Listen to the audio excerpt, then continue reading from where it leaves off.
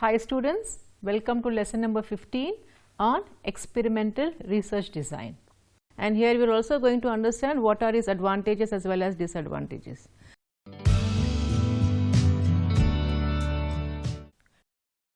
Now the brief introduction. Research design brings together influences from the whole gamut of social, psychological and more technical sciences to create a tradition of empirical study stretching back over 50 years. A growing part of this empirical tradition is experimental, which has gained in importance as the field has matured. The purpose of experimentation is to study the effect of manipulated independent variable on the dependent variable. In educational setting, independent variable can be manipulated in different ways. An outline has to be drawn about the way a researcher would like to manipulate independent variable. The main objective of outlining the experimentation is to find out the true effect of manipulated variable. Certain factors creep in while manipulating certain functions. These factors either come from the process of experimentation or from outside. Their presence interferes with the treatment. Under such circumstances, true effect of the treatment cannot be achieved.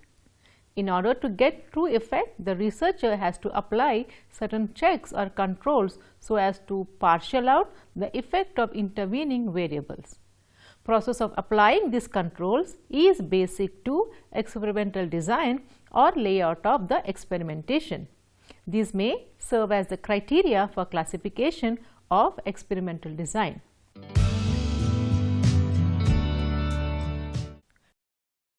And the objectives of this lesson is that the students will be able to define experimental design. They will be able to find out the different types of experimental design.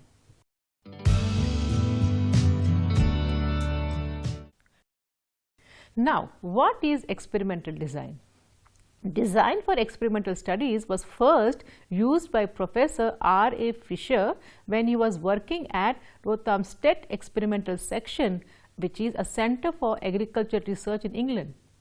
He used to design this in doing agriculture research by dividing agriculture fields into blocks and by conducting experiments in each block. Experimental studies are concerned with testing of causal hypotheses. A causal hypothesis refers to causal relationship between two variables where one variable x determines another variable y. For example, if the researcher wants to test a causal hypothesis that students have good employment opportunities x who have studied in private schools y. By comparing the students who have studied in public schools and private school, the researcher can measure the two groups with respect to their employment opportunities. Experimental studies will reduce bias and increase reliability and will permit in drawing inferences about causality. A cause may be an act by impelling or by releasing. For example, you must be aware of billiards games. In this, the players will strike the ball which is impelled to strike another ball, which may in turn strike number of balls. In this case, the first impulsion is the cause of movements of the second ball and the subsequent balls. The second and subsequent balls are the effect of the cause induced by the impulsion. These studies are used to measure the cause and effect of the variables in particular phenomena. And the three conditions which have to be fulfilled to draw a causal inferences are: first one, the cause precedes the effect in time; second, there is an empirical correlation between them; and the third, the relationship is not found to be the result of the effects of some third variable and each of the two initially observed variables.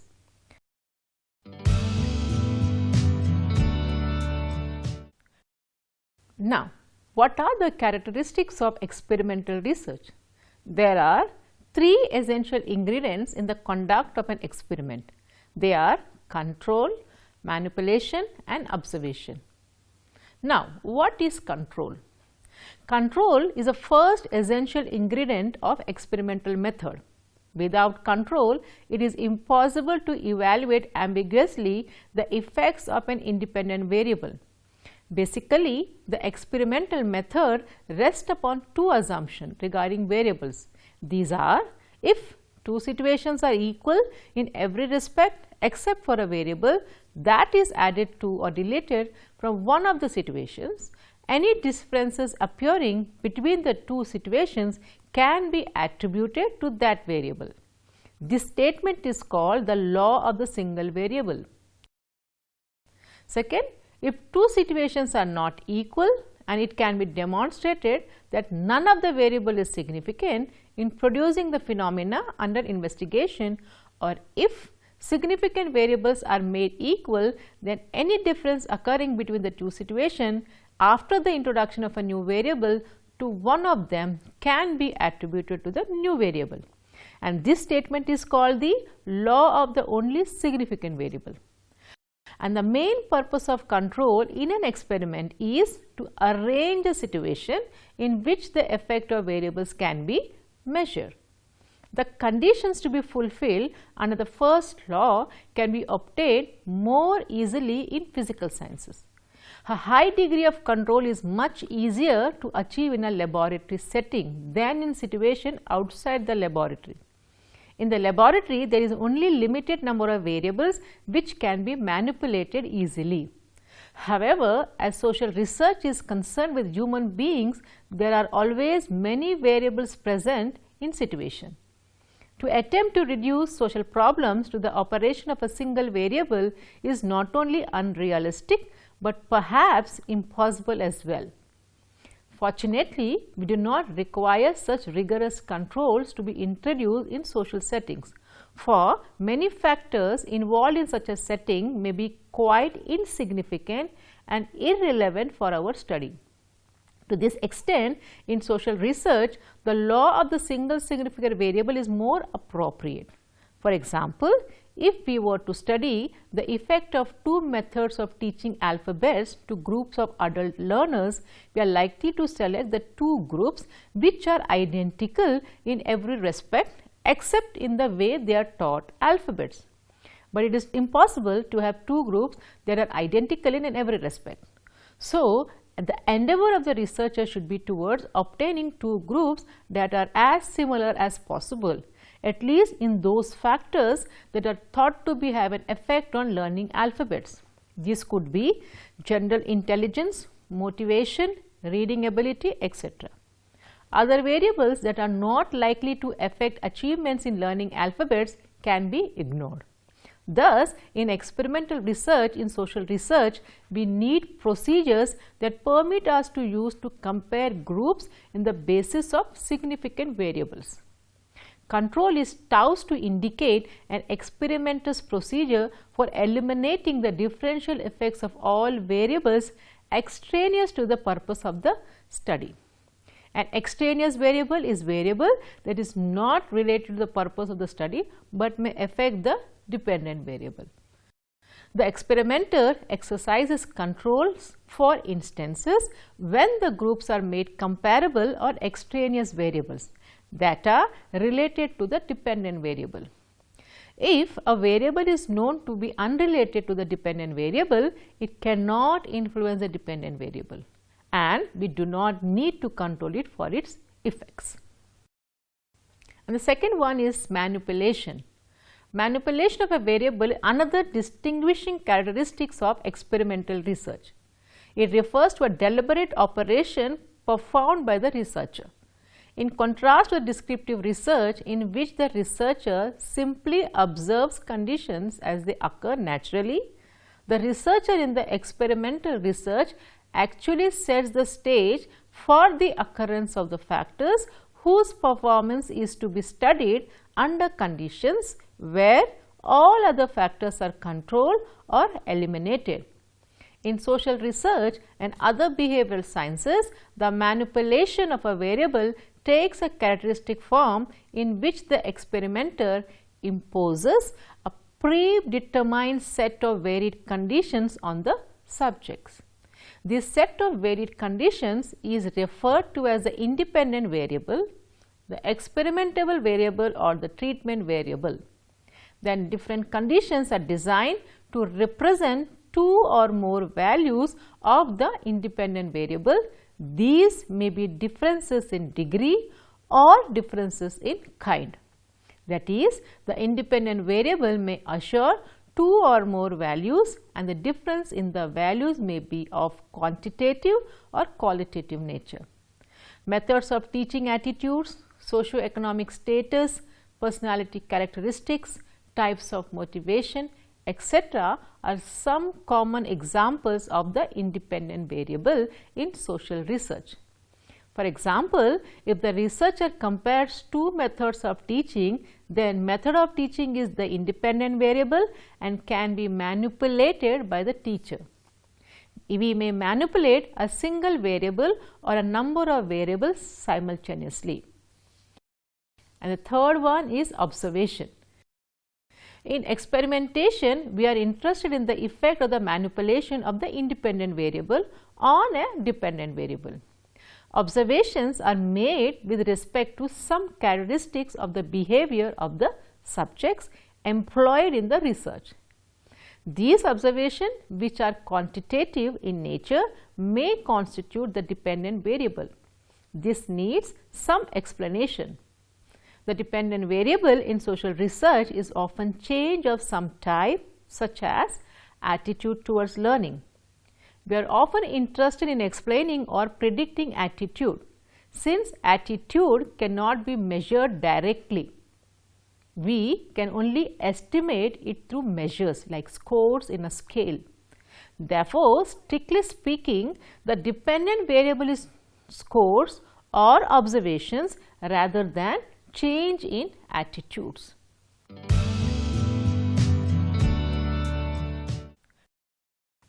Now, we try to find out what are the designs of experimental study.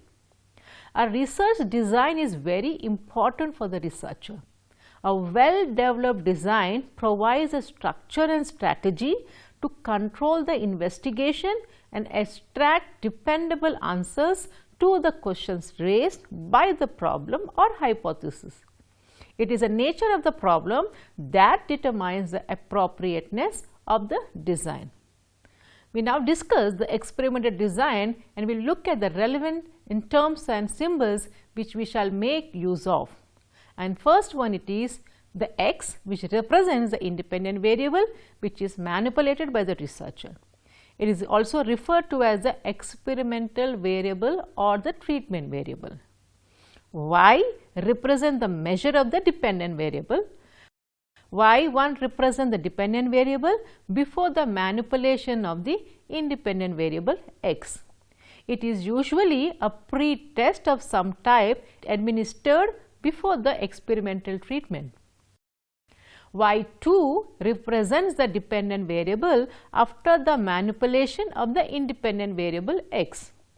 It is usually a post-test administered to subjects after the experimental treatment. S represents the subject or respondent used in the experiment.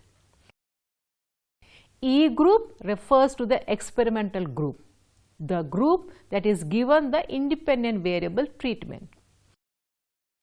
C group refers to the control group, the group that does not receive the experimental treatment. R indicates random assignment of subjects to the experimental groups and the random assignment of treatments to the groups.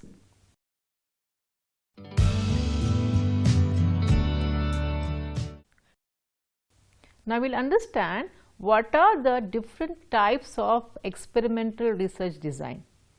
In different experimental studies, the effect on dependent variable is measured at various stages of experiment. Experimental design have been categorized based on the extent of control. Informal experimental designs normally use a less sophisticated form of analysis based on differences in magnitudes, whereas formal experimental design offer relatively more control and use precise statistical procedures for analysis.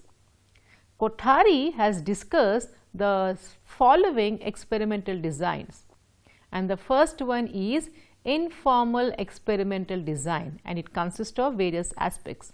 And the first one in that is before and after without control design. Second one, after only with control design. Before and after with control design. The first one, formal experimental design, consists of completely randomized design, randomized block design, Latin square design, factorial design, quasi design, and time series design. Now, let us discuss about the informal experimental design, and the first one under it is before and after without control design. In this design, a single test group or area is selected and the dependent variable is measured before the introduction of the cause variables. For example, a patient came to the hospital for treatment. The doctor will test or measure the patient dependent variable before the introduction of the treatment. The treatment is then introduced and the dependent variable is measured again after the treatment has been introduced.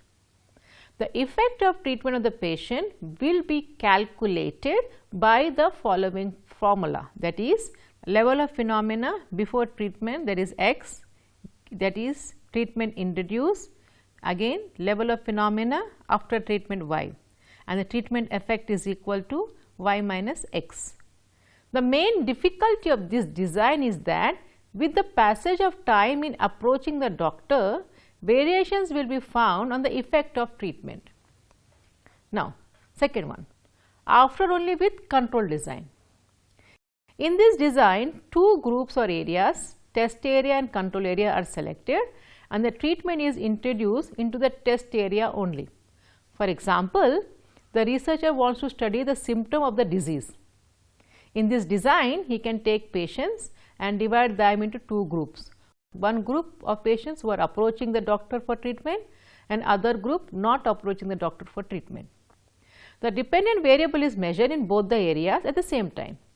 Here the treatment impact is assessed by the following test area treatment formula, that is test area y, treatment provided, level of phenomena after treatment with control area z gives rise to level of phenomena after treatment z. Treatment effect is equal to y minus z. The basic assumption is such design that the two areas must be identical or similar with respect to their behavior towards the phenomena considered. This design is superior to before and after without control design. And the third one is before and after with control design. In this design, two areas are selected and the dependent variable is measured in both the areas for an identical time period before the treatment.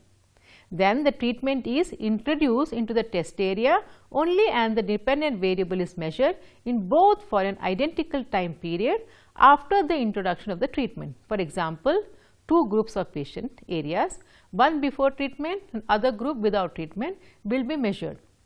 After the introduction of treatment to the test area only, the dependent variables will be studied again on both the groups. The treatment effect can be calculated as, there are time period 1 and time period 2.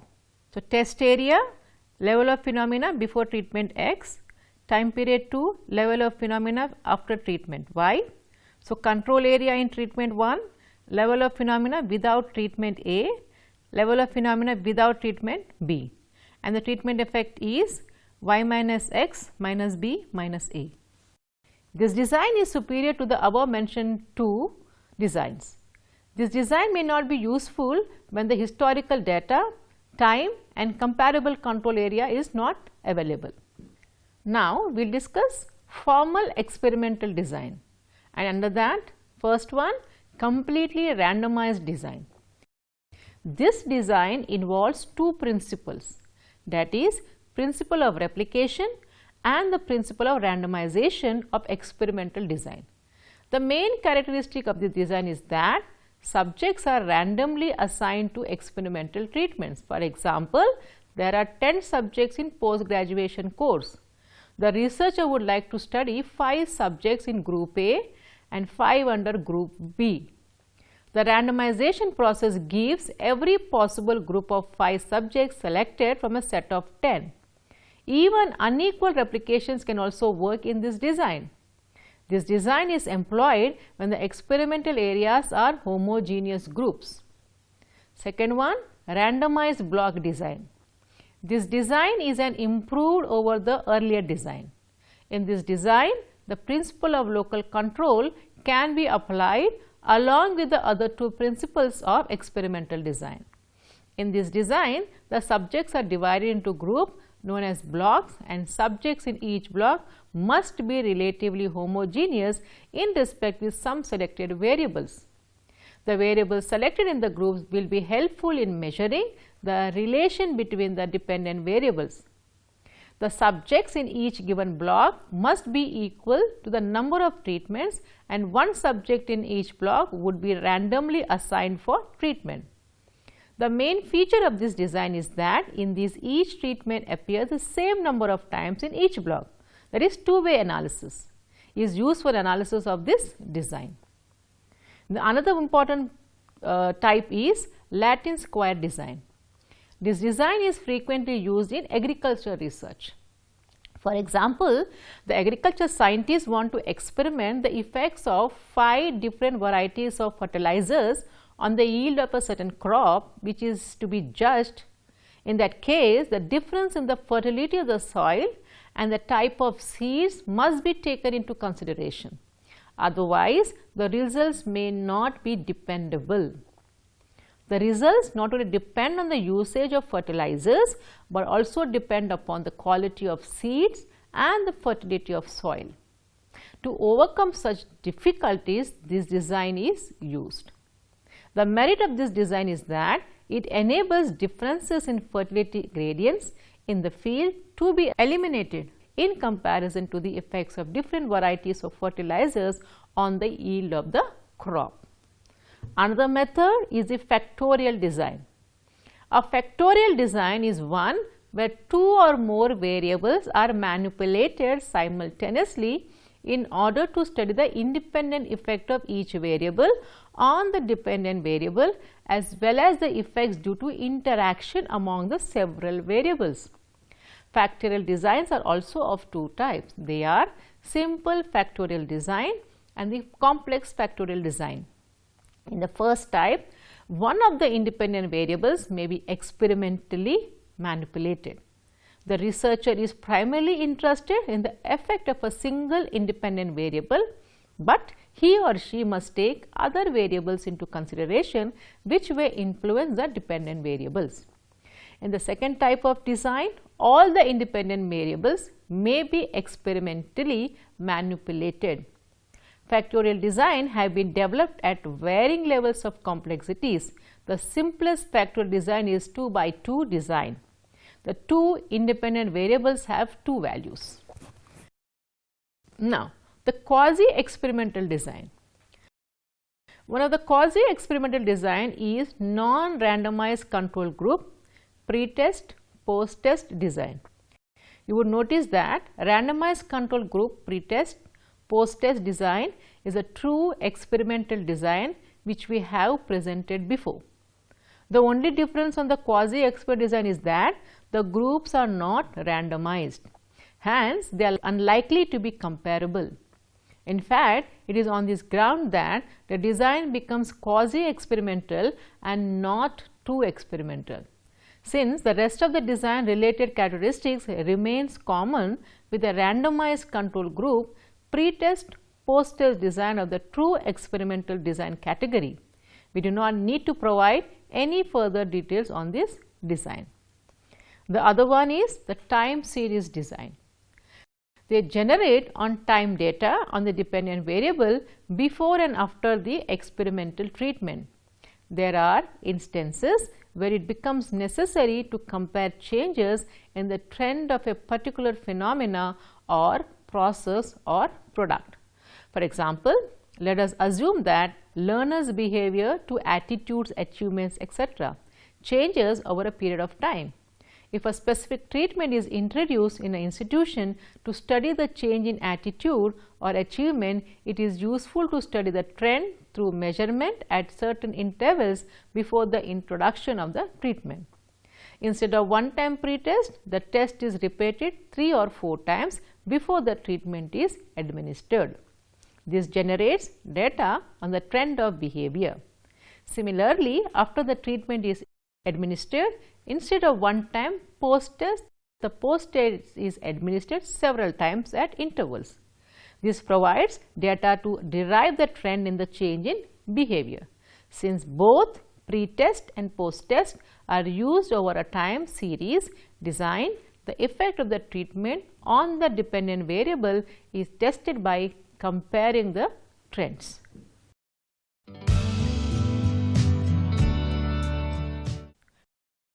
The lesson begins with a discussion on the concept of experimental research, which primarily aims to establish causal relationship among different events in education situation under the controlled conditions. While conducting experimental research, different kinds of variables play significant roles in influencing the cause-effect relationship, which are also discussed. In order to carry out experimental research, the researcher has to adopt an experimental design, which is an outline or blueprint from the statement of hypothesis to the analysis of data for the experiment to be conducted. Experimental design has to be validated against internal and external criteria factors. In order to ensure internal and external validity to the experimental design, a check or control has to be put on the sources of error affecting dependent variables, discussed different purposes and methods of controls. Thank you.